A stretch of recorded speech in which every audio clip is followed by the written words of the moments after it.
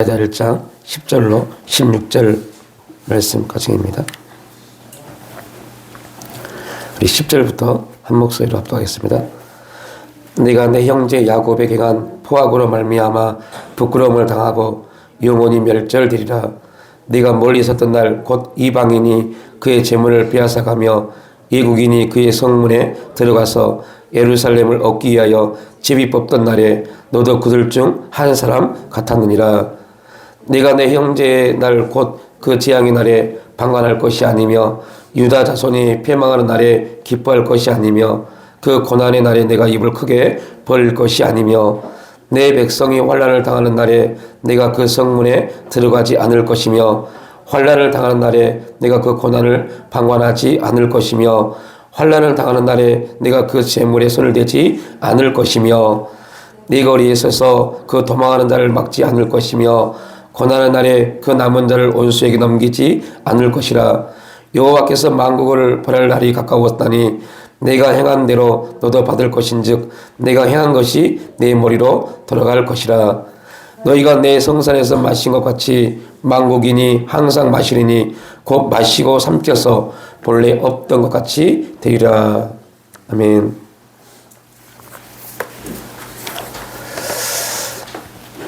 예.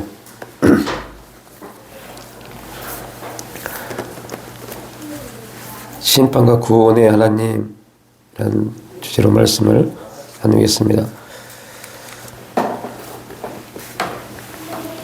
에돔을 심판하신 하나님은 교만한 자를 미워하시고 겸손히 하나님을 찾는 자를 긍휼히 여기시는 하나님이십니다. 우리가 이 말을 이렇게 이 앞주에 이 주제를 가지고 말씀을 나눴습니다. 그리고 교만한 자라도 그들이 돌이켜 회개하기를 바라시고 오래 참으시고 인내하시는 하나님이시다. 그럼에도 오래 참으시지만 영원히 기다리시는 분은 아니시다. 그래서 우리가 하나님이 우리를 향해서 오래 참으시고 인내하시지만 하나님이 인내하시는 그때에 우리가 온전히 돌이키지 않으면 깨닫지 않으면 하나님은 오히려 그분이 오래 참으시고 인내하셨던 만큼 우리에게 다가오는 고난과 징계는 이루 말할 수 없는 우리가 표현할 수 있는 말로는 감당할 수 없는 상황이다라고 표현을 하겠죠. 감당할 수 없는 감당하기 어려운 그러한 일들로 우리에게 나타남을 볼 수 있습니다. 하나님이 우리에게 역사하시는 것도 우리가 이해할 수 없고 우리가 상상할 수 없는 그 원리대로 하나님이 역사하시지만 하나님 우리에게 징계하시는 것도 우리가 상상할 수 없는 이해할 수 없는 방법으로 우리에게 하나님의 징계를 나타내십니다. 우리는 비록 교회를 다닌다, 예배 드린다고 말합니다. 그런데 그게 우리에게는 또한 하나님의 징계의 기준이 될 수 있어요. 내가 교회에 나왔는데, 교회를 다니고 있는데, 그것이 하나님의 징계의 기준이 될 수 있다는 거, 우리는 꼭 기억해야 됩니다. 하나님 우리를 교회로 인도하시는 이유가 뭔지에 대해서 고민해 봐야 돼요. 단지 예배 드리려고 지금 저 여러분 이 자리에 있다면 우리는 지금 잘못된 신앙의 자리에 서 있는 겁니다. 하나님이 나를 이곳에 부르신 목적이 뭐고 왜 나를 이 교회에 이곳에 지금 이 자리에 있게 한지를 알아야 돼요. 근데 그걸 우리는 망각해버립니다.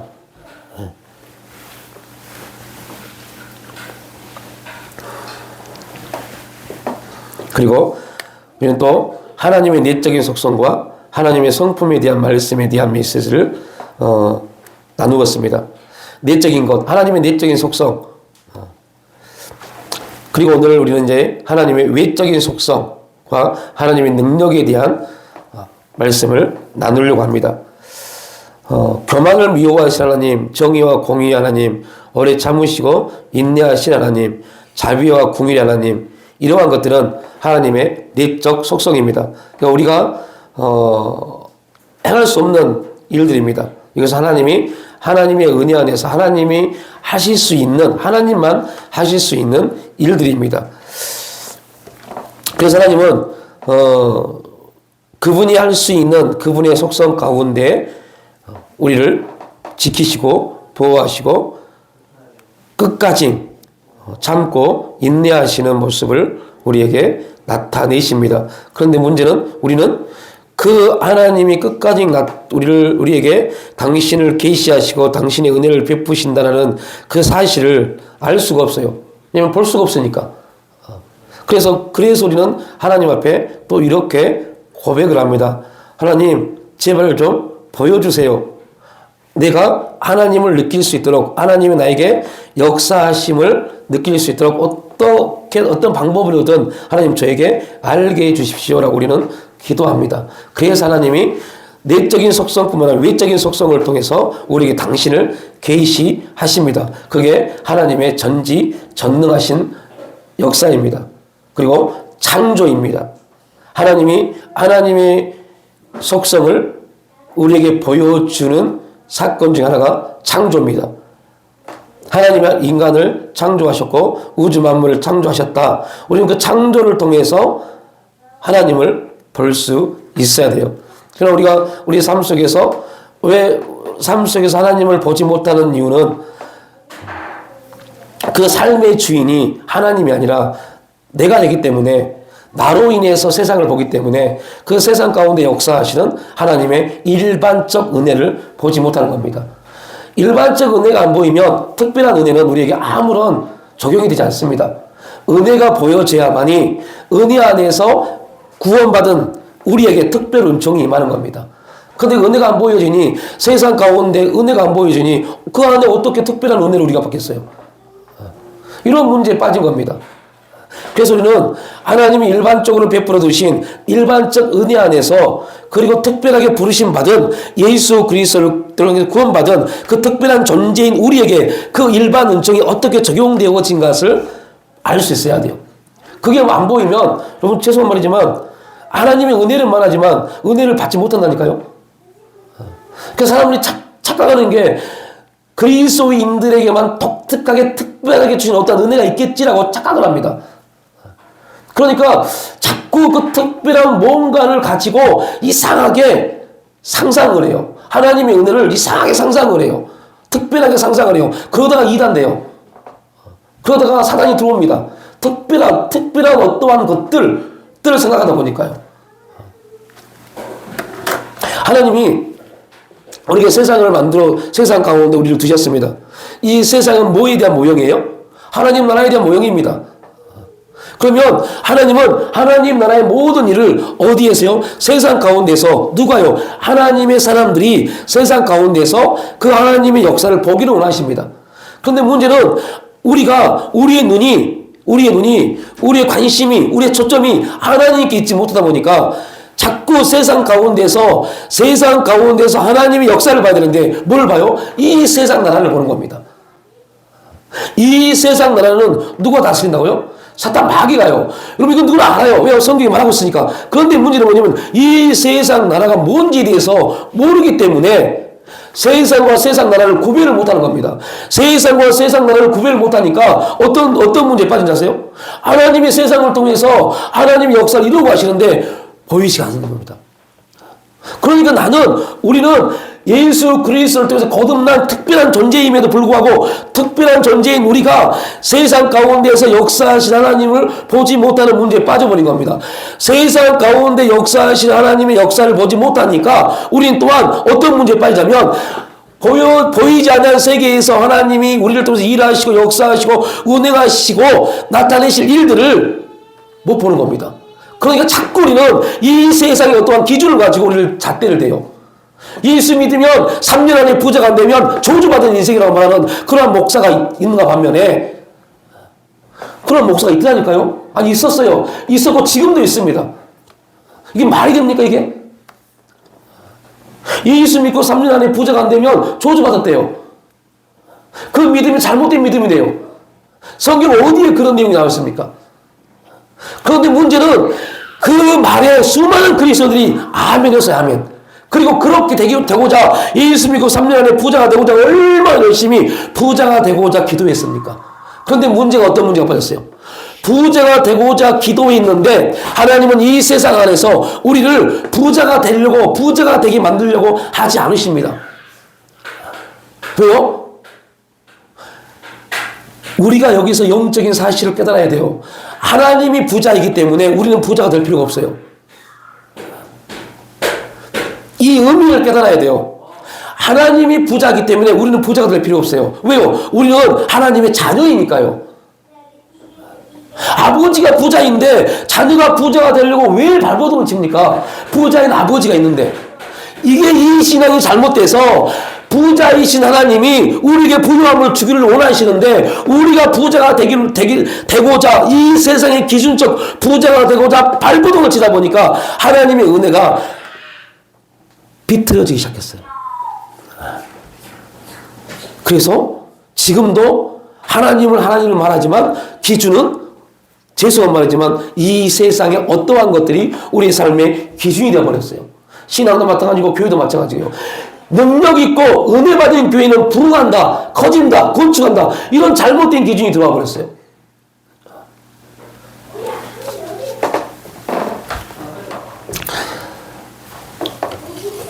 여러분 그렇게 따지면 하나님이 이스라엘 백성들을 저 바벨론으로 포로를 보내고 예루살렘의 성전을 무너뜨려 버린 거 이것은요 잘못된 겁니다. 그런데 하나님은 그 일에 대해서 잘했다고 말합니다. 심지어 이 사회를 통해서 뭐라고 말합니까? 내가 내 종 고레스를 통해서라고 말합니다. 고레스는 하나님의 종이 아닙니다. 이방인은 왕인데요. 이스라엘을 멸망시킨 이방인은 왕인데 어떻게 고레스가 하나님의 기뻐하는 종이 됩니까? 그런데 하나님이 왜 고레스를 하나님이 기뻐하는 종이라고 말합니까? 하나님의 섭리를 이루는 왕이기 때문에요. 그리고 우리의 신앙의 기준이 바뀌지 않으면 우리는 여전히 어떤 사람들의 말 때문에 세상의 말 때문에 누구의 말 때문에 내가 지금 하나님보다는 이 세상의 기준이 나를 좌우한다니까요. 그리고 그 세상의 기준이 우리에게 이루어지지 않으면 기도의 응답이 없다고 말하는 게 지금 신앙인들의 모습입니다. 아니 뭐 신앙인 말할 필요 없어요. 우리의 지금 이 자리에 있는 우리의 모습일 수 있어요. 우리의 신앙의 모습일 수 있어요. 그리고 기도에 있는데 응답이 없네요. 그 응답의 모든 기준이 뭡니까? 죄송한 말이지만 하나님이 이 세상 가운데 우리에게 주시고자 하는 그 복이 아니라 세상 사람들이 말하는 기준이요. 하나님의 세상 가운데 우리를 두시고 우리에게 주시는 복이 뭡니까? 계속 저만 말하기 안 되겠어요. 창세기 1장을 보십시오. 여러분 성경을 펴시고 창세기 1장을 봐보세요. 우리에게 주신 복이 뭔지.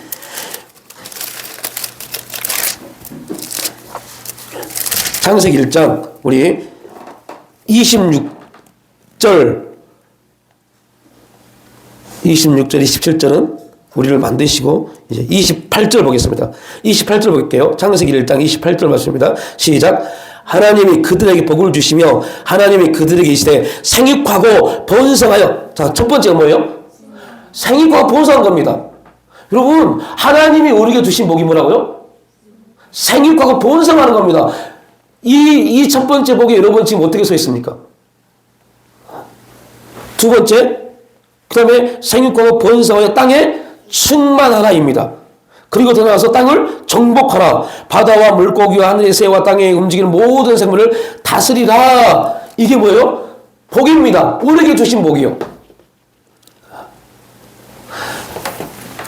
여러분 지금 우리가 기도할 때 이러한 복을 기도하지 않잖아요. 하나님이 창조하시고 세상을 창조하시고 인간에게 주시고자 하는 복이었어요. 그런데 아담이 범죄함으로 이 복을 잃어버렸어요. 아담이 범죄함으로 이 복을 잃어버리고 아담에게 주어진 게 뭡니까? 옳고 그름이요. 옳고 그름이 들어와 버렸어요. 그래서 아담의 삶은 아담 이후의 모든 인생은 옳고 그름이라는, 왜 하나님이 아담과 하와에게 옳고 그름을 주지 않았을까요? 왜 하나님이 아담에게 옳고 그름을 주지 않는 이유가 뭘까요? 왜 선악을 알게 하나면 실과는 먹지 말라고 했을까요? 하나님 자신만이 옳고 그름의 기준이기 때문에요. 야 아담아, 내가 너와 항상 함께 하는데 네가 옳고 그름이 왜 필요하냐? 너는 내 안에만 있으면 모든 게 다 옳은 거야. 하나님 안에만 있으면 다 옳습니다. 딱 한 가지, 뭐만 안 먹으면 돼요? 선악을 알게 하면 실과를 안 먹으면 돼요. 그러면 다 옳은 겁니다. 그런데 사탄이 딱 들어와서 아담에게 행했던 일이 뭡니까? 옳고 그름입니다. 이게 이 세상입니다.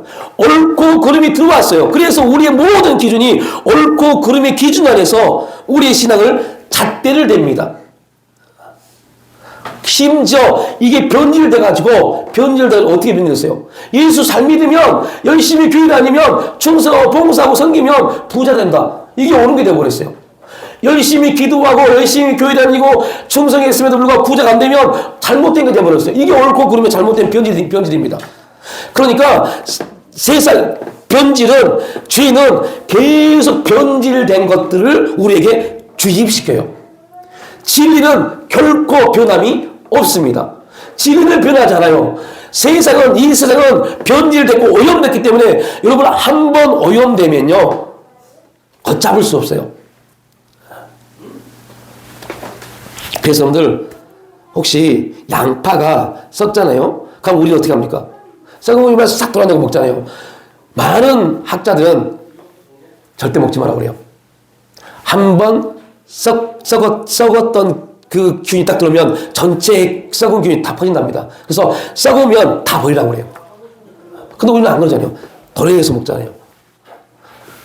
우리 눈에 안 보이니까요. 이게 영적인 겁니다. 안 보인다니까요. 그래서 하나님이 오래 참으실 때가 무서운 겁니다. 참고 있을 때 내가 아무렇지 않다고 착각하는 겁니다. 그래서 우리가 창조주 하나님이 우주 만물을 창조하시고 우리를 하나님이 창조하셨다라는 그 창조의 하나님을 통해서 우리가 하나님의 역사, 일하심을 볼 수 있는 그러한 신앙인이 돼야 돼요. 그리고 구원과 심판에 하나님을 통해서 하나님 당신을 계시하십니다. 그래서 여러분들, 우리가 요 근래 제가 계속 말씀드리지만 구원의 기쁨이 있으십니까? 라는 메시지죠. 우주 만물을 다스리신 하나님, 이러한 것들은 하나님의 외적인 속성에 해당됩니다. 그 외적인 속성을 통해서 우리가 고백할 수 있는 첫 번째가 하나님이 역사의 주관자이시다라는 내용입니다. 역사의 주관자이시다. 세상의 모든 역사는 어떤 강한 나라가, 위대한 왕이 그 역사를 펼쳐가는 것이 아니라 하나님이 역사를 주관하신다는 것을 우리는 반드시 기억해야 돼요. 여러분, 지금의 기독교인도 마찬가지입니다. 지금의 기독교는 좀 말하기가 되게 껄끄럽고 기분 나빠요. 뭐 극좌, 극우, 진보, 보수, 정말 기분 나빠요. 이런 말 쓰는 게 자체가 기분 나쁩니다, 솔직히. 여러분, 미국이 세계를 주도합니까? 이렇게 생각하는 답답한 그리스도인이 있다니까요. 아닙니다. 세계는 누가 주관하신다고요? 하나님이요. 미국이 우리나라를 지켜주십니까? 미국이 우리나라를 지킨다고요? 참말 말씀입니다. 하나님이 지켜주지 않으면 어떤 나라가 지킨다 할지라도 지키지 못합니다. 그런데 우리는 그런 이상한 생각을 가지고 있어요. 미국이 지켜주겠지. 안 지켜준다니까요. 못 지켜준다니까요. 하나님이 허락하지 않으면 지킬 수가 없어요. 우리가 살 수 있는 유일한 방법은 어떠한 나라도 아니고 어떠한 사람도 아니고 하나님 앞에 겸비하여 기도하여서 하나님의 역사의 주관자이신 하나님이 이 나라 가운데 뜻하신 바를 이루어가는 것, 이것이 우리가 살 길입니다. 근데 그걸 목사들도 잘못된 가르침을 갖고 있고 성도들도 이상한 그런 사상이 들어와서 지금 그렇게 교회가 무너지고 있어요.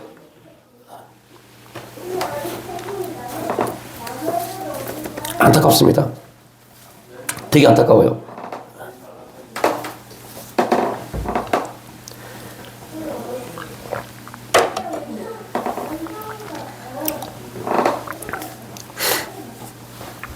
우리가 에돔에 대해서 계속 살펴보고 있지만요. 더 이상 할 말이 없어요, 이제. 이미 다 했기 때문에.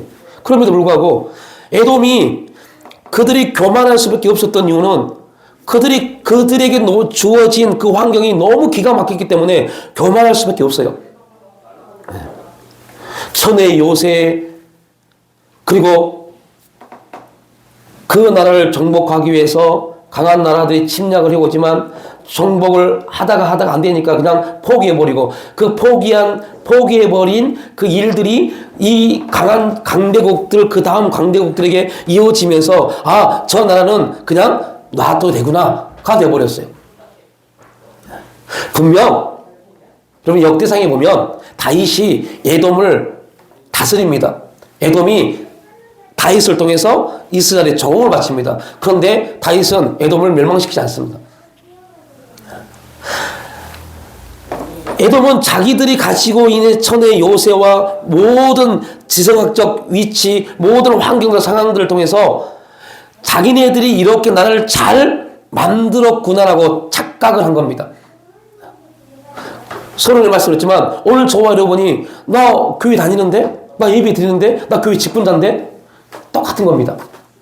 하나님은 내가 지금 교회 다니는 거 그걸 보는 게 아닙니다. 내가 교회 직분자인 거 그걸 보는 게 아닙니다. 내가 지금 예배를 드리고 있는 거 그걸 보는 게 아닙니다. 내가 기도하고 있는 거 그걸 보는 게 아닙니다. 뭘 보신다고요? 우리의 마음의 중심이요. 그래, 너 예배 드리는 건 알아.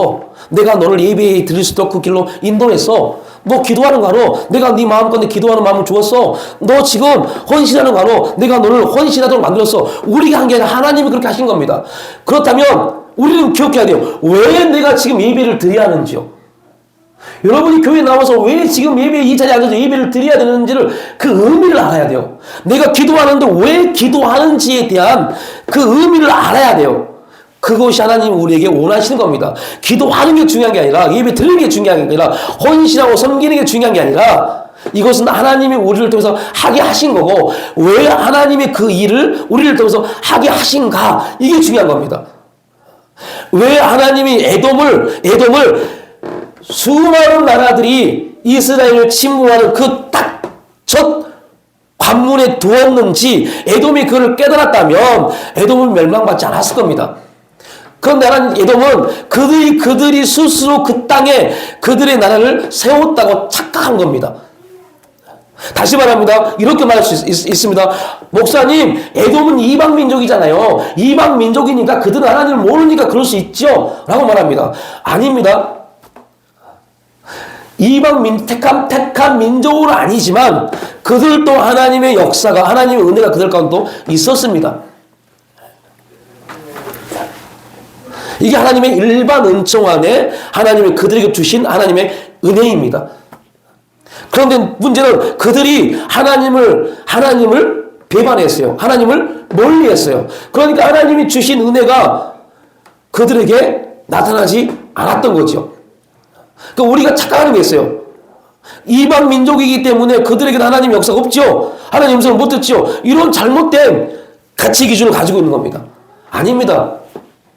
하나님이 에돔을 심판하시겠다고 말씀하신 것은 의미가 있습니다. 하나님이 에돔에게 그만큼 당신을 뭐 했다는 거예요? 계시했다는 겁니다.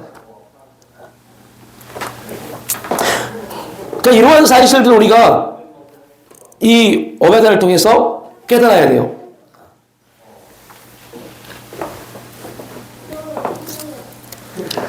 하나님께서 에돔이 하나님의 백성으로 살아갈 수 있는 기회를 여러 번 주셨지만 그들은 그때마다 그들의 기회를 거절하고 하나님을 외면하는 삶을 살았습니다. 단순히 거절한 것으로 끝나지 않고 오히려 더욱 악해져서 같은 형제에 있던 이스라엘 민족을 괴롭히고 침략하였습니다. 오늘 10절에도 내가 내 형제 야곱에게 한 포악으로 말미암아 부끄러움을 당하고 영원히 멸절되리라 라고 말씀합니다. 그들이 행한 대로 그대로 갚아주시겠다라고 말씀합니다.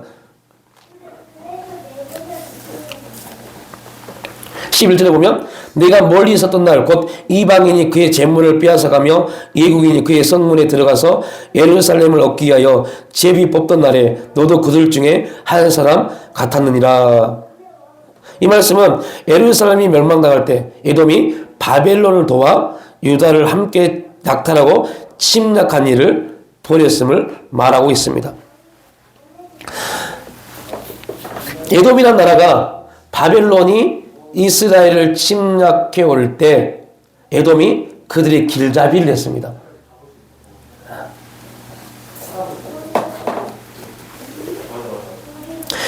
이러한 일을 벌인 에돔을 하나님이 반드시 그들 역시 부끄러움을 당하고 영원히 멸절당하게 하신다고 경고하십니다. 이것이 하나님의 공의로입니다. 하나님의 공의. 우리는 말합니다. 하나님의 공의와 정의가 허리가 없어서라고 기도하는데 문제는 하나님의 공의가 정의가 뭔지를 모르잖아요.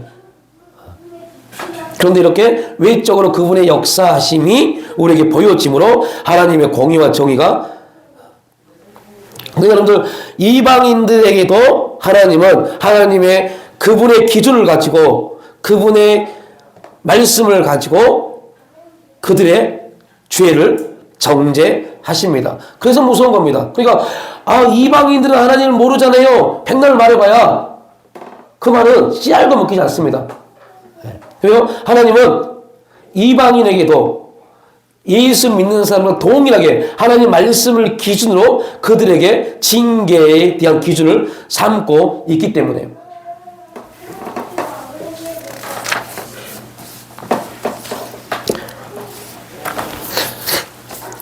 성경은 지속적으로 세상의 창조주는 하나님 한 분밖에 없다고 말씀을 하고 있습니다.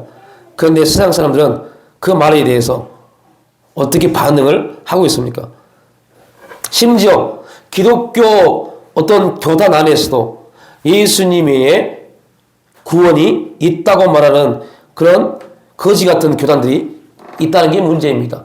그걸 또 믿고 있는 그리스도인이 있는 것도 문제입니다.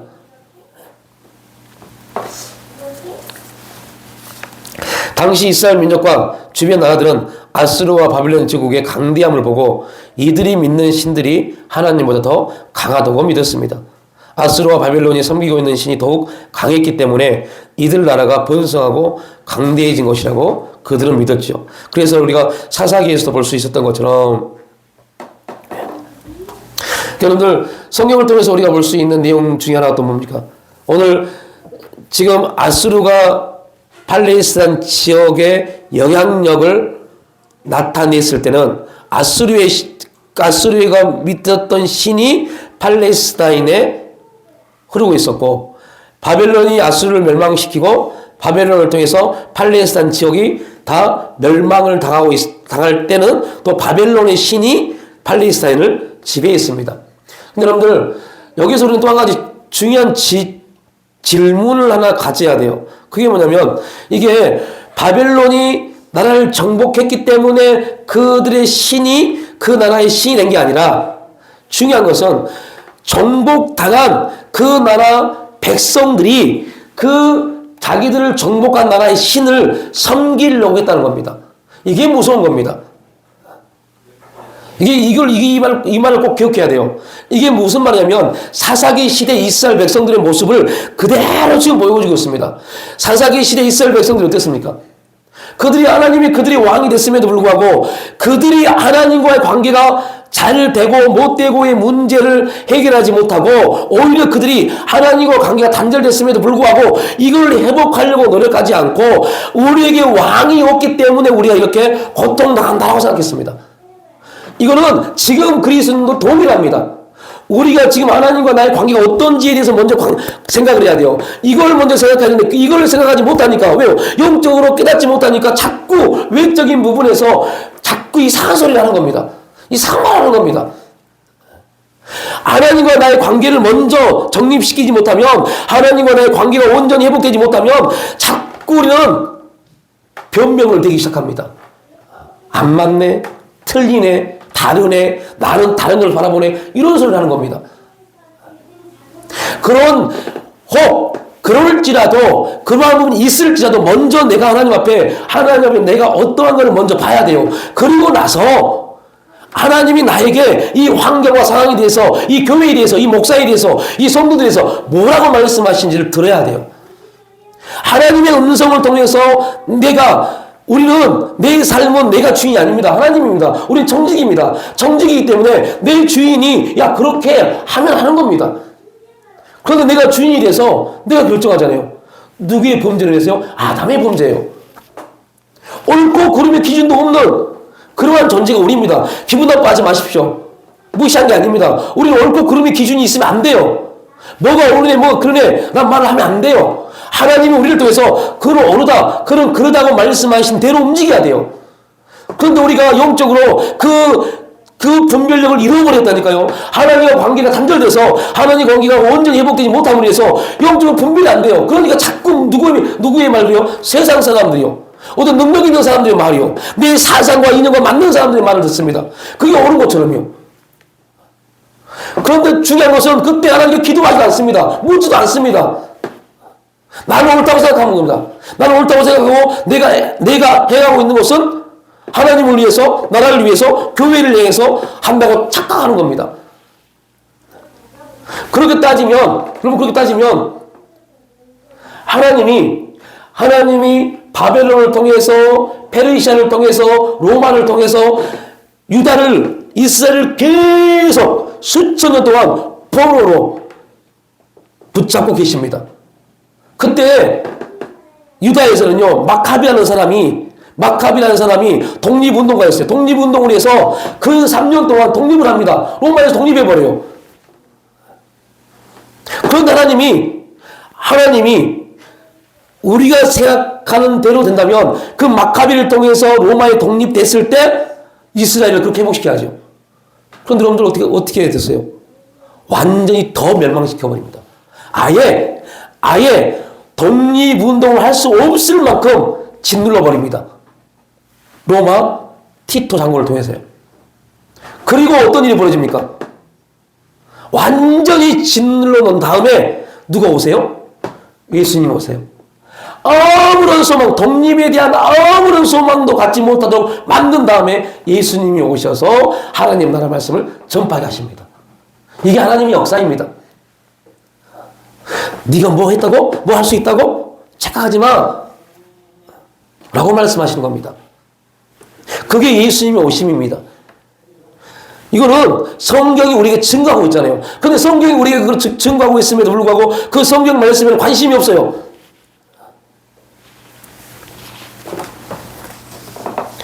똑같습니다.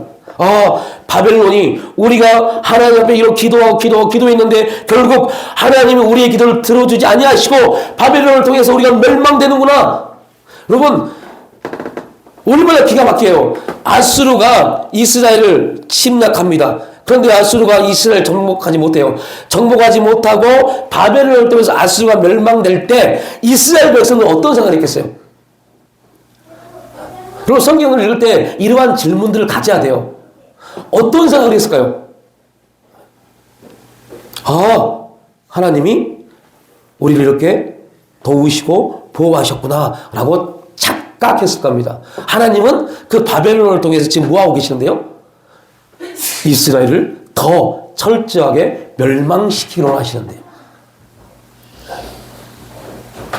아수르가 그렇게 쳐들어와도 하나님이 근간히 승리케 하셨어요. 그때 하나님이 바벨론을 통해서 아수르를 멸망시켰습니다. 이스라엘 백성들이 그 소식을 듣고 얼마나 기뻤겠어요. 와, 이제 더 이상 아수르가 우리를 침략하지 않겠구나. 하나님 할렐루야, 하나님 도움을 주셔서 감사합니다라고 하지 않았을까요? 그 하나님은 그 기도를 안 들으셨다니까요. 그 감사의 기도를 안 들으셨다니까요. 하나님은 바벨론을 통해서 이스라엘을 멸망시키기로 작정하셨으니까요. 하나님은 이스라엘을 멸망시키기로 작정하셨는데 이스라엘 백성들은 그 하나님의 뜻을 알지 못했어요. 선지자들이 그렇게 외쳤음에도 불구하고 그 외침을 듣지 않고 그들의 생각에 빠져서 그들의 삶에 빠져서 그 하나님의 말씀을 듣지 않았어요. 그런데 아수르가 멸망받다는 소식을 듣고 할렐루야, 하나님이 이렇게 우리를 지켜주시군요라고 고백하고 기도하고 감사했는데 하나님은 그 감사의 기도를 듣지 않았어요. 오늘 저와 여러분이 계속 말씀드리지만 응답이라고 생각했던 그 응답이 그걸 통해서 감사하고 영광을 돌렸는데 그것이 하나님이 받지 않는 거라면 어떻게 하실래요? 나는 하나님 응답이라고 생각했고 나는 하나님의 역사라고 생각했는데 하나님이 받지 않는다면 어떻게 하실래요? 이게 여러분들 우리 질문이 돼야 돼요. 우리 신앙의 질문이 돼야 돼요. 그런데 아니잖아요. 그냥 하나님 응답으로 끝나버렸잖아요. 왜 나에게 이 일을 주셨는지로 관심이 없잖아요. 응답이니까 끝나버리잖아요. 응답을 주신 그 어떤 일을 이루신 이게 중요한 게 아니라니까요. 왜 그걸 나에게 주셨는지를 고민해야 된다니까요. 그걸 놓고 기도해야 됩니까요? 그런데 안 하잖아요. 왜 안 할까요? 그건 출발이 잘못돼서요. 출발이 잘못돼서 그래요. 출발이 하나님으로부터 출발하지 않고 나로부터 출발했기 때문이에요.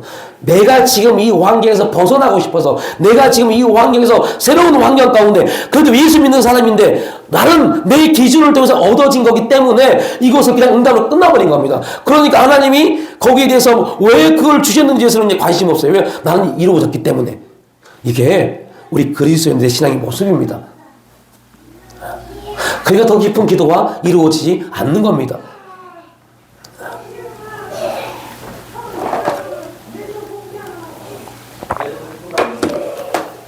왜 하나님이 저 아수르를 바벨론으로 쳐서 멸망시켰지?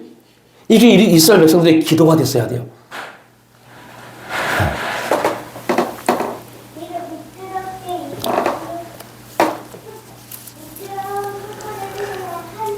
아수르도 멸망시키고 큰 제국이었던 바벨론도 결국 멸망됩니다. 그리고 에돔도 나중에 로마에 의해서 완전히 멸망시켜버립니다. 결국 세상의 역사 또한 하나님께서 다스리고 계시다는 것을 우리에게 보여주고 있는 사건입니다. 세상의 다른 신들은 다 가짜입니다. 그런 가짜 신들을 섬기고 의지하는 나라들은 반드시 하나님의 준엄한 심판을 받고 멸망을 받습니다. 하나님을 믿는 이스라엘 민족도, 하나님을 섬기는 이스라엘 민족도 겉으로 보기에는 멸망당했잖아요. 나라가 없었잖아요. 하나님은 택한 백성일지라도 더 온전케 하시기 위해서 하나님 그 일을 행하신다는 것. 하나님의 섭리를 이루시기 위해서 세상에서 가장 강력한 나라들도 결국은 하나님의 도구에 불과함을 우리에게 보여주고 있습니다. 지난 역사를 살펴보면 하나님의 심판의 메시지처럼 모든 나라들이 그대로 멸망을 당했습니다. 에돔을 심판하시겠다는 하나님의 메시지 속에서 에돔을 심판하시기 위해서 사용하신 수단과 방법을 통해서 수많은 나라들이 함께 하나님의 주권 안에서 다스림을 받고 멸망당하는 모습을 또한 볼 수 있습니다. 역사를 주관하신 하나님이 그 역사만 주관하신 것이 아니라 우리의 생사복도 하나님이 주관하고 계심을 말씀을 하고 있습니다. 내가 형제의 날 곧 그 재앙의 날에 방관할 것이 아니며 유다 자손이 패망하는 날에 기뻐할 것이 아니며 그 고난의 날에 내가 입을 크게 벌릴 것이 아니며. 이스라엘 민족이 고난당할 때 당연히 그들을 도와야 하는데 그렇게 하지 않았다는 것을 하나님이 책망하시고 있습니다. 여러분, 이 사건이 신약에 와서는 어떻게 보여집니까? 신약에 와서는 어떻게 이 내용이 어떻게 해석이 돼요? 신약에서 뭐라고 합니까? 내 형제가 어렵거든. 라고 말합니다.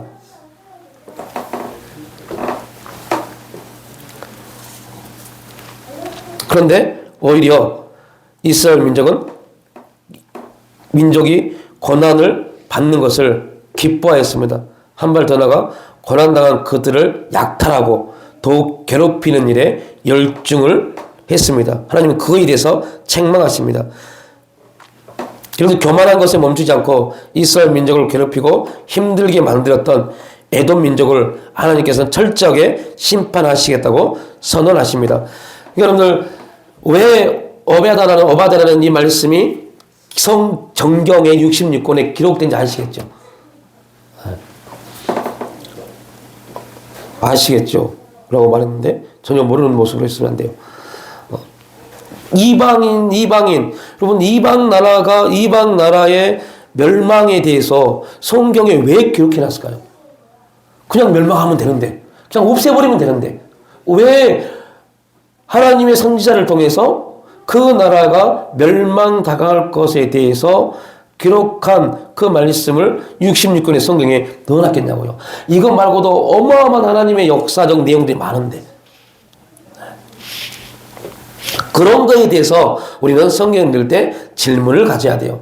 그러면 제가 뭐 글을 써놓고 한 번 했지만요.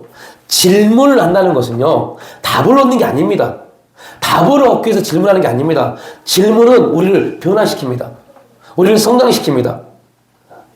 그래서 자꾸 질문을 하게 질문을 하면서 우리의 신앙의 언어, 말이 바뀝니다. 말이 바뀌어요. 우리 말이 바뀐다는 게 무슨 말인지 아십니까, 혹시?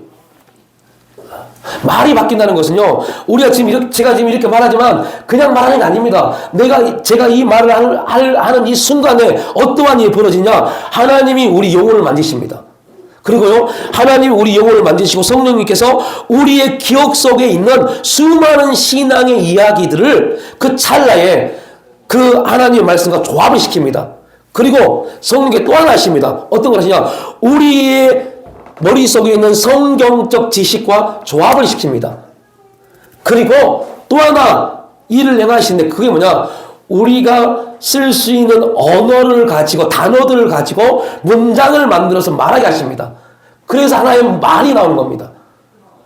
그냥 말하는 게 아닙니다. 그래서 여러분에게 말 함부로 하지 마십시오라는 건 뭐냐면 우리가 말을 할 때 그 말은 하나님이 우리 영혼을 만지시고 성령께서 역사하시고 성령께서 주관하셔서 그 입술을 통해서 하나님의 역사와 성령의 주관하심을 선포하는 게 말입니다. 그래서 그만큼 중요한 게 말입니다. 그냥 하는 게 아닙니다. 이 말씀을 왜 제가 이 말씀을 여러분에게 드리겠어요? 하나님의 말씀 또한 인간의 말도 그러할진데 그렇게 하나님이 역사하셔서 하나의 단어를 말하게 하시는데 하나님이 우리에게 말씀하실 때 얼마나 정확하게 우리의 인생을 바라보시고 우리 경험을 바라보시고 지금의 우리의 감정을 보시고 우리의 생각을 보시고 우리의 환경을 보시고 우리가 무엇을 고민하고 있는 걸 보시고 우리에게 말씀하시겠어요? 우리는 그렇게 하나님의 역사를 생각하지 않습니다. 그렇게 안 봅니다. 그렇게 너무 하나님 말씀 대하는 걸요, 세상의 유명한 강사 말보다 더 못하게 듣습니다.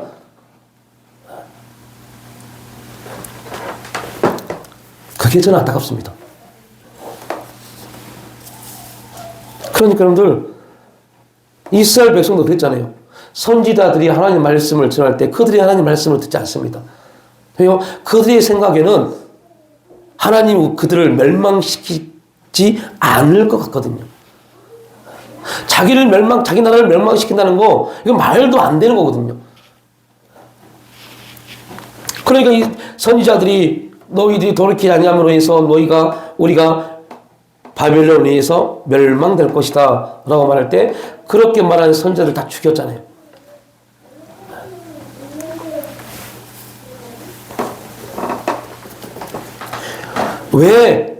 왜요? 우리가 우리의 인생의 주관자이신 하나님을 인정하지 못해서 그래요.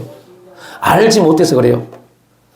하나님이 설마 교회를 문 닫게 하실까? 하나님 우리 가정을 망하게 하실까? 하나님이 하신다니까요?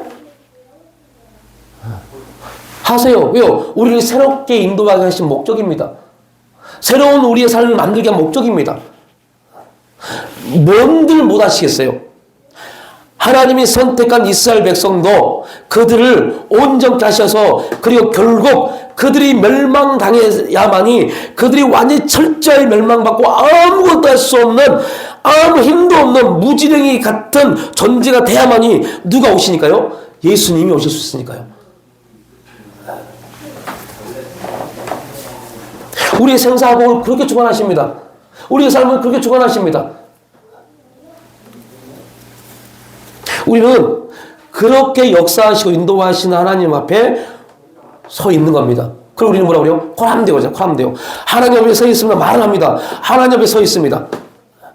그러니까 하나님이 우리에게 말 한마디 하시게 음성 하나 주시기 위해서 얼마나 많은 고민과 이렇게 표현 죄송합니다. 하나님은 고민이 없으신 분이지만 그러면 우리 편에서 생각할 때 얼마나 많은 고민과 생각을 가지고 계실까? 그리고 그 많은 고민과 생각 가운데 우리가 오늘 이 말씀하실까를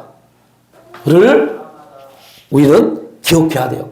그래서 하나님 말씀 한 절 한 절이 우리에게는 우리의 폐부를 찌르는 말씀이 돼야 돼요.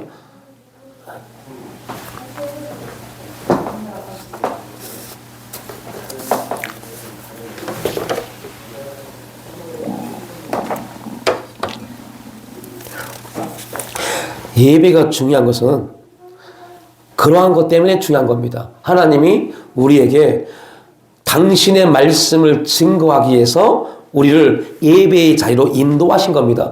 교회에 나온 게 아니라니까요. 교회를 왜 나와요? 쓸모없게, 할 일 없게. 예배를 드려 교회에 나오는 것은 하나님의 그 메시지를 듣기 위해 나오는 겁니다. 그 메시지를 듣지 않으면 교회 나올 필요 뭐가 있어요? 그게 하나님 우리를 부르신 목적입니다. 오늘 이 자리에 앉아있게 하는 목적이 하나님이 오늘 연약하고 부족하지만 저 목사를 통해서 하나님이 이 교회를 통해서 선포하게 하신 그 말씀을 듣게 하기 위해서 나오게 하는 겁니다. 그럼 그 음성을 들어야죠. 그 메시지를 들어야죠. 그 메시지를 들어야만이 오늘 이 교회 가운데 역사하시는 하나님의 성령의 능력을 통해서 우리의 믿음이 강하게 성장하게 되는 겁니다. 믿음은 들어야 돼요. 듣지 않으면 교회 나온다고 해서 성장이 아닙니다. 듣지 않으면 믿음은 계속 그 상태로 머물러 버립니다.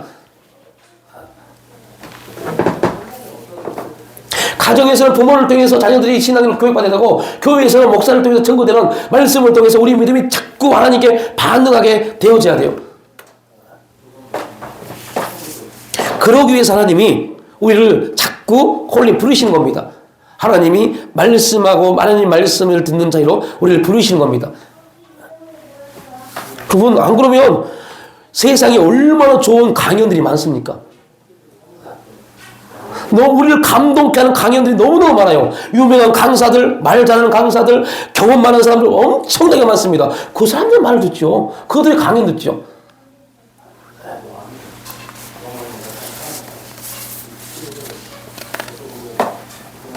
그 하나님은 내가 너에게 할 말이 있어서 너를 새벽부터 깨워서 교회에 나가도록 준비하게 하고 너의 발걸음을 내가 인도하였다. 그러면 우리의 발걸음을 하나님이 인도하셨다면 인도하신 이유가 있을 거 아니에요.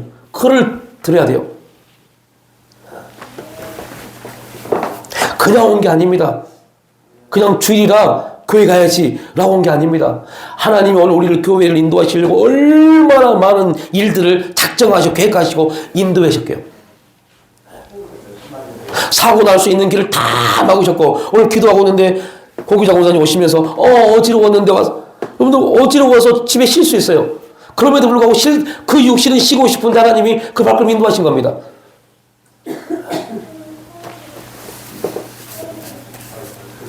이게 하나님의 외적 속성입니다. 계속해서 우리에게 감동하십니다. 우리의 발걸음을 인도해 가십니다. 우리는 여기서 어떻게 해야 돼요? 반응해야죠. 믿음은 계속 반응하는 겁니다. 응답하는 겁니다. 누구에게요? 하나님께요. 계속 반응해야 돼요. 날 이곳에 보내신 하나님, 오늘 내 믿음이 오늘 이 자리에서 날 인도하신 그 하나님께 반응하기 원합니다. 그래서 그 믿음을 통해서 하나님이 주신 말씀, 그 말씀이 어떤 말씀인지 모르겠지만 듣는 말씀을 통해서 내 믿음이 반응할 때 그것을 뭐라고요? 감동이라고 해요. 감동. 그 감동이 우리의 생각과 우리 안의 단어들과 조합되어져서 고백되어지고 알아지는 것을 음성이라고 합니다. 이렇게 훈련되지 않으면, 이렇게 우리가 하지 못하면 하나님의 음성 그래요. 충분히 음성 같은데요. 음성이 뭔지 모릅니다. 감동을 받아야 되는데 감동을 못 받는 겁니다. 왜요? 반응이 안 되는데 어떻게 감동을 받겠어요? 그러니까 감동이 안 되는데 반응이 안 되니까 감동이 안 되고 음성이 안 되니까 우리의 믿음이 힘이 있어요, 없어요? 힘이 없어요. 믿음이 힘이 없단 말은 무슨 말인지 아세요? 교회 안 나오니까 이게 아닙니다. 순종하지 못하는 겁니다. 감동을 주셨는데 믿음이 반응되니까 순종 못하는 겁니다. 그래서 자꾸 환경을 보기 시작해요. 우리의 믿음이 완전한 믿음을 주셨음에도 불구하고 자꾸 환경을 봐요. 왜요? 하나님 메시지를 통해서 감동받지 못하니까요. 감동되지 못하니까 믿음이 강하게 되지 못합니다. 강하게 되지 못하니까 하나님 우리가 감동 주셨음에도 불구하고 순종하지 못하는 문제에 빠져버려요. 1년, 2년, 3년, 4년. 그리고 우리는 이렇게 변명합니다. 하나님이 축복하시면, 하나님이 주시면 순종할게요 라고 말합니다. 하나님은 우리에게 말씀합니다. 아니야 라고 말씀합니다. 생사화복은 그냥 죽고 사는 문제가 아닙니다. 우리의 삶에 하나님이 그렇게 역사하심을 말씀하고 있는 겁니다. 제가 그래서 여러분에게 작년에 2024년에 이렇게 말씀드렸죠. 여러분, 하나님이 여러분에게 감동하실 때 그 감동을 즉각 그렇게 그 순간에 순종하지 못하니까 이렇게 한번 해보십시오. 2024년 추수감사주일 때 설교입니다.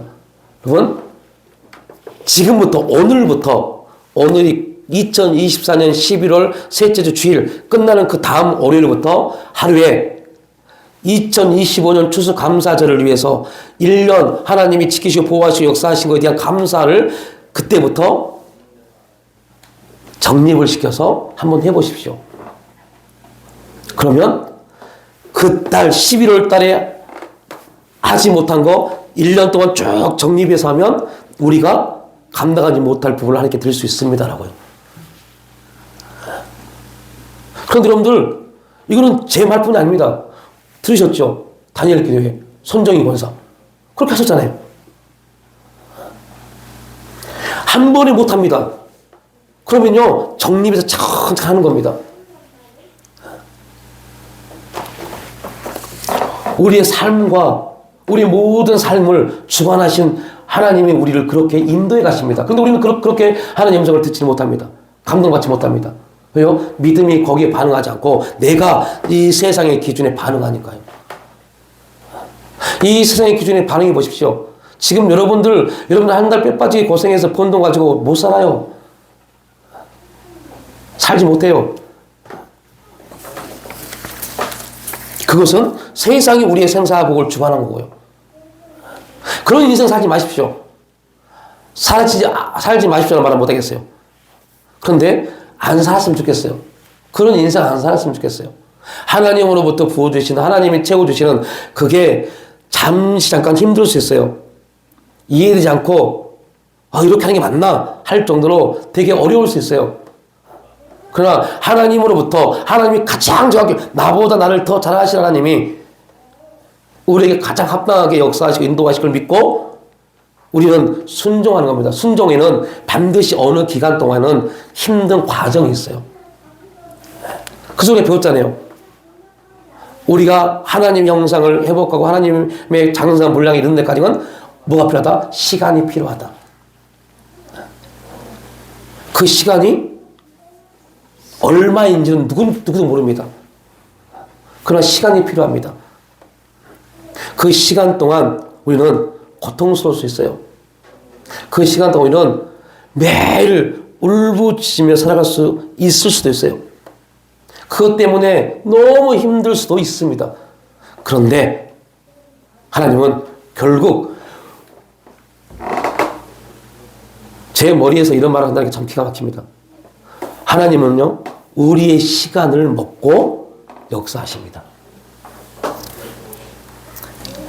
여러분, 새벽 말씀입니다. 며칠 전. 우리의 시간을 먹고, 이 말이 무슨 말이에요? 우리의 시간을 통해 하나님 역사하십니다. 이거를 기억하셔야 돼요. 이게 생사화복의 주관자이시라는 뜻입니다. 그리고 마지막으로 하나님은 심판과 구원을 행하십니다. 신명기 32장 39절에 보면 이제 나 곧 내가 그인 줄 알라. 나 외에는 신이 없도다. 나는 죽이기도 하며 살리기도 하며 상하게도 하며 낫게도 하나니 내 손에서 능히 빼앗을 자가 없도다.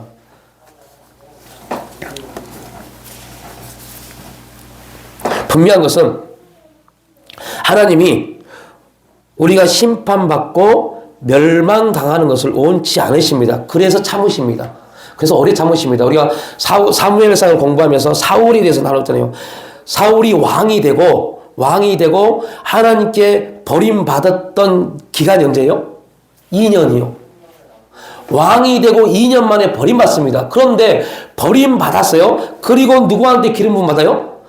다윗이 왕으로 기름 부음 받습니다. 그렇다면 우리의 일반적 생각은 사울을 폐하시고 어리지만 누구를 왕으로 세워야 돼요? 다윗을 왕으로 세워야 돼요. 그 하나님은 몇 년을 기다리세요? 38년이요. 38년 동안 사울이 왕이었습니다. 기가 막히지 않으세요? 기다리신 겁니다. 다윗의 편에서는 하나님이 다윗이 이스라엘의 왕이 될 그러한 시간까지 기다리신 거고, 사울의 입장에서는요, 회개하도록 기다리신 겁니다. 근데 결국 사울은 회개하지 않았어요. 자, 여기서 굉장히 중요한 겁니다. 사울이 회개하지 않았어요. 이스라엘 백성들에게 가장 치욕은 뭡니까? 이스라엘 백성들의 가장 큰 치욕은요, 이방인들에게 죽임당한 거예요. 이방인에게 죽임당한 게 가장 큰 치욕입니다. 그런데 사울이 어떻게 죽임당했어요? 블레셋에게 죽임당했잖아요. 치욕스럽게 죽임당했잖아요. 뭐 하지 않았어요? 돌이키지 않았어요. 회개하지 않았어요. 기회를 줬어요. 38년이라는 시간 동안 기회를 줬어요. 그런데 그럼 돌이키지 않았어요. 예수님 시대에 38년 된 병자는 예수님 보고 믿음으로 구원받았습니다. 저와 여러분 어떻게 하실래요? 우리는 지금 어떤 모습으로 주 앞에 여러분은 서 계실래요? 이러한 질문이 있어야 돼요. 오래 참으시고 인내하시면서 우리들이 회개하고 돌아오기를 지금도 바라고 계십니다. 아니, 목사님 무슨 말씀이세요? 저 지금 교회 나왔는데. 이제 이렇게 말씀하지 마십시오. 우리가 회개할 거 뭐라고요? 오늘 여러분이 회개할 게 있어요. 그동안은 교회 그냥 나오셨잖아요. 하나님 왜 나를 교회에 나오게 하셨는지에 대해서 묻지 않았잖아요. 그 의미를 몰랐잖아요. 그 의미에 대해서 고민하지 않았잖아요. 그거에 대해서 회개하십시오. 하나님 나를 이곳에 보내신 목적이 있다니까요. 또 그거에 대해서 관심이 없었잖아요. 그거 회개하셔야 돼요. 어린아이라면 상관없어요. 어린아이라면 모르니까. 그런데 우리는 그게 아니잖아요, 지금. 여러분 지금 어린아이 신앙이 아니잖아요. 그렇다면 지금 우리는 그거에 대해서 회개해야 돼요. 하나님이 날 이곳에 부르셨는데 왜 부르셨지? 이거에 대해서 고민하지 않는 것에 대해서 회개하셔야 돼요. 제가 대학원생들 강의하면서 물어봤어요. 80명이 앉아있어요. 이제 그들은 2년만 지나면 강도사가 오시를 보고 목사가 오시를 보고 목사가 될 사람이에요. 그럼 물어봤어요. 야, 너희들 대학원에 온 이유가 뭐니? 라고 물어봤어요. 그러니까 대부분 뭐라고 그래요? 사명감이요. 하나님이 보냈어요. 그러다가 그럼 물어봤어요. 왜 그러면 하나님이 너희들을 이 대학원에 보냈는지에 대해서 숙제 레포트 수업을 했어요.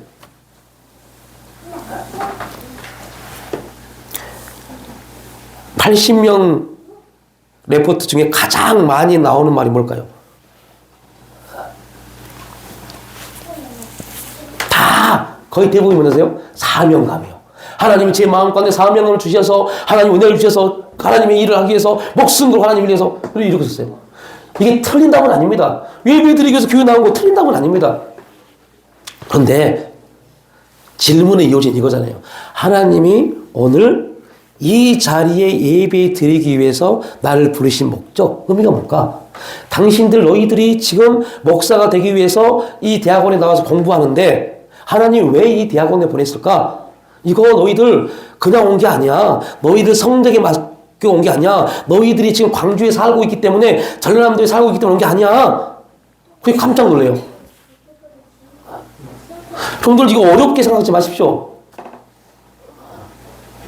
어려운 게 아닙니다.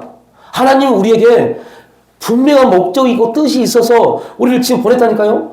뜻이 있고 목적이 있어 여러분의 가정을 만드신 거라니까요. 뜻이 있고 목적이 있어서 우리에게 자녀를 주시고 우리에게 놀라운 일들을 만들어 가신다니까요. 알아야죠. 왜 이 일들을 하나님이 우리에게 맡기셨는지 알아야죠. 왜 나에게 목사의 직분을 주셨는지, 왜 여러분의 장로, 권사, 집사의 직분을 주셨는지, 왜 나에게 부모의 직분을 주셨는지 알아야죠. 때가 되니까 자녀를 한 게 아닙니다. 때가 되니까 부모가 된 게 아닙니다. 하나님의 이유가 있습니다. 알아야죠. 결론을 이렇게 적을게요. 제가 오늘 아침에 새벽에 기도하려고 기도문을 딱 폈어요.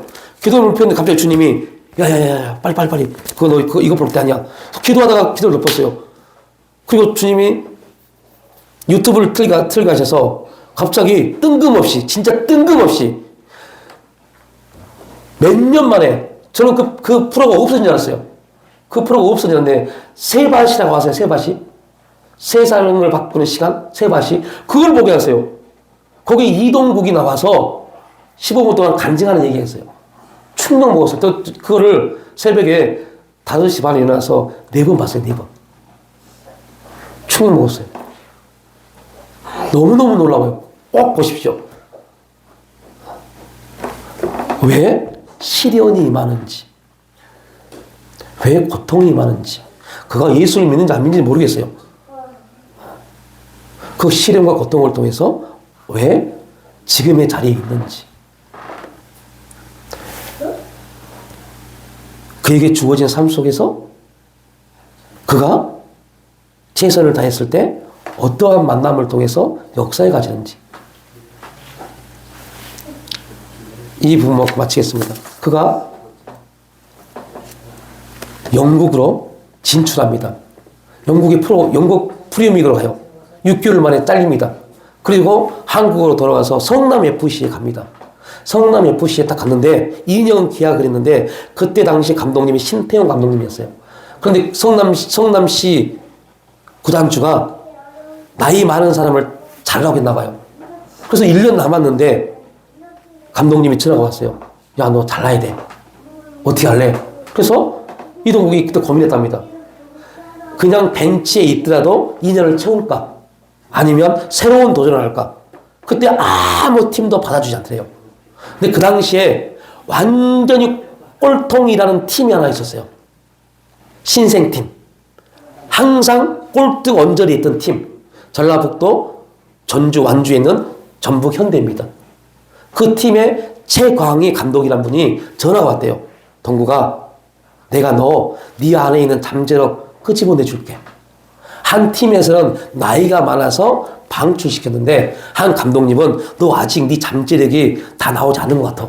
내가 꺼내줄게. 그 말 한마디에 완전히 꼴통팀인 전북현대에 간 겁니다. 그리고 그해 득점왕 MVP가 됐어요. 그리고 그해 전북현대가 꼴등해서 우승했어요. 5년 동안 계속 우승했어요. 그 얘기를 해요. 하면서 뭐라고 하냐. 2010년 월드컵 때 그가 물 회오리 골 아십니까? 그냥 세게 찼으면 골 들어가서 우루과이하고 비겨서 16강 올라왔었는데 찼는데 비가 많이 와서 공이 떼굴떼굴 굴려서 막혀버렸어요. 그들은 엄청 시련을 당했는데 그 시련이 그를 인생을 바꿔버렸어요. 절망할 수 있고 낙심할 수 있었고 다 포기할 수 있었는데 그 하나의 사건이 그의 인생을 바꾸었어요. 아무것도 아는 얘기 같은데요. 저는 그걸 오늘 아침에 4번 봤어요. 똑같은 내용을. 하나님 왜 포기하셨는지.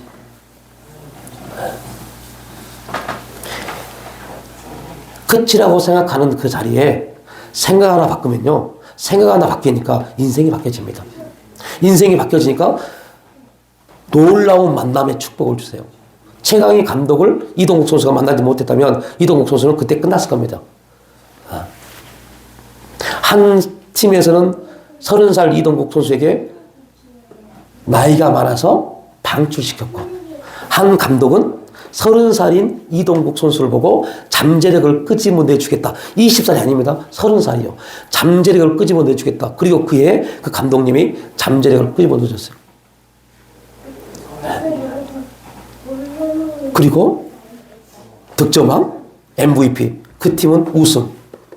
여러분, 하나님이 우리 인생을 인도에 가시고 역사에 가시는 것이 동일합니다. 시련을 주십니다. 절망케 하십니다. 왜 이런 환경을 주셨는지 답답하게 하십니다. 그런데 그때 보십니다.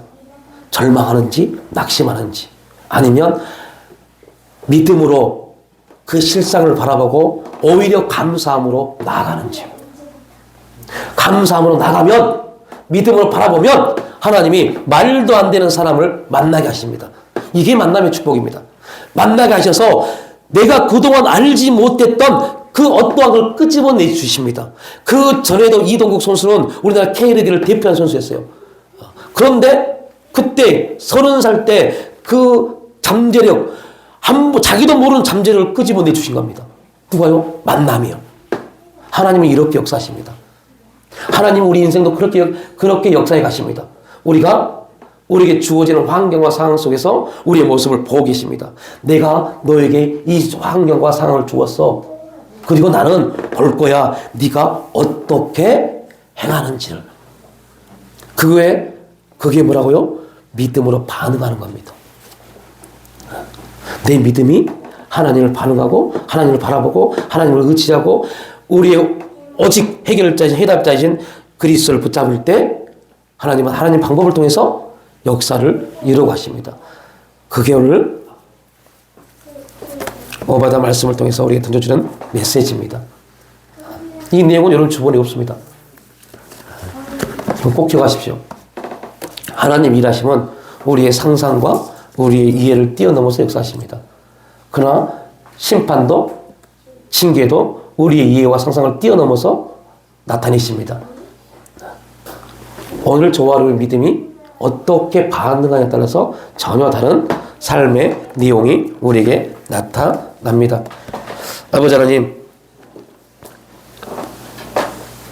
우리에게 진리의 성령을 보내주셔서 진리 가운데 항상 우리를 인도해 가시고 그 진리 안에서 하나님의 뜻을 보게 하시고 믿음으로 주 앞에 순종할 수 있는 거룩한 신앙인으로 우리를 인도해 가주심을 감사드립니다. 주님, 우리가 깨어 기도함으로 하나님 말씀을 의지함으로 하나님 우리에게 행하시고자 하는 그 거룩한 일들이 우리의 삶을 통해서 간증될 수 있도록 성령님 주관하여 주시옵소서. 감사드릴 때 예수님의 이름으로 기도올려옵나이다.